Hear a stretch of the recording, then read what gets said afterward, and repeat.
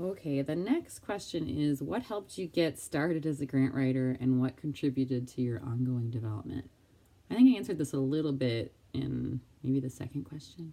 But I was really, really lucky out of my internship after I graduated um, with my doctorate to have this really nurturing research environment to learn how grants are run, what they look like, what project management looks like, what collaboration looks like, how to manage conflict, how to manage writing commitments. All of those things happened across 4 years that I had the opportunity to be part of. And so that's where I learned so much about grant writing. And then that same team, really was this really helpful, amazing support system when I submitted my first independent IES grant. And they, bless their hearts, they read probably 10 really crappy drafts before they got to a good one. And now I look back on that opportunity, those 4 years, as critical to the success that I've had in grant writing. Over time, I've learned that voice matters, how you talk about something, and I've learned structurally about how to set up grants. I think in ways that are conducive to particular agencies. So I feel like I have good capacity with IES. I'm just now learning about NIH, and a few other agencies that have different styles and approaches, and every agency has their preferred standard. And so I think learning about that and honing to that is something that I've tried to get better at over time. I think I've learned to be less attached to my writing. So early in my writing, it was like a wound to discard pages of text that I had invested a lot of time and energy in, and now I'm much more open to gutting proposals that I've worked on, because the people who are giving me feedback have funding in mind, right? Have my best interest at heart and are working really hard to give me feedback in ways that would be aligned with what a reviewer would say. And so I'm not as attached to my writing anymore, and I certainly try really hard to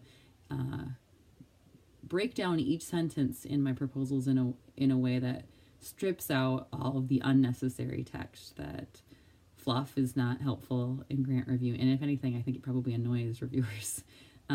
So trying to be really articulate and concise is something I'm continuously working at, and feel like it is really compelling to the reviewer as they're reading proposals. I think another thing that I've learned over time that has become sort of essential to how I write grants is the first page of any grant. Somewhere on that first page, depending on what your space looks like, should be the hook, the thing that makes the reviewer say, I am really into this application and I need to know more about it and how it could be funded.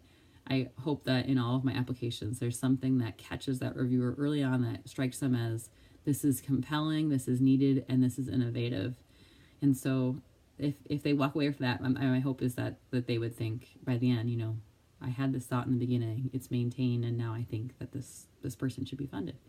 So that's part of what I've learned along the way.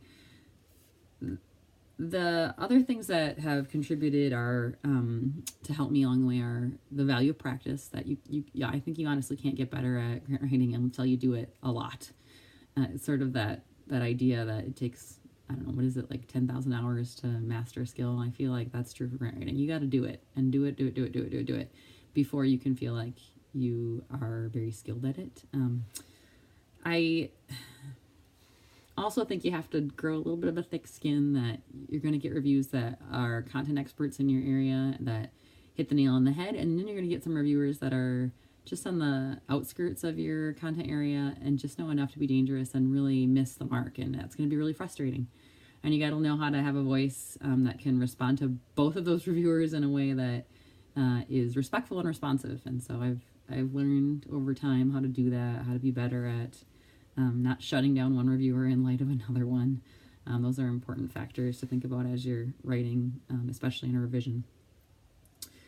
The other things that have helped me are having proofreaders. Every grant that I've ever submitted, I have had other colleagues read and help me refine and revise. I've never put something in without having other people's eyes on it. I think that's critical.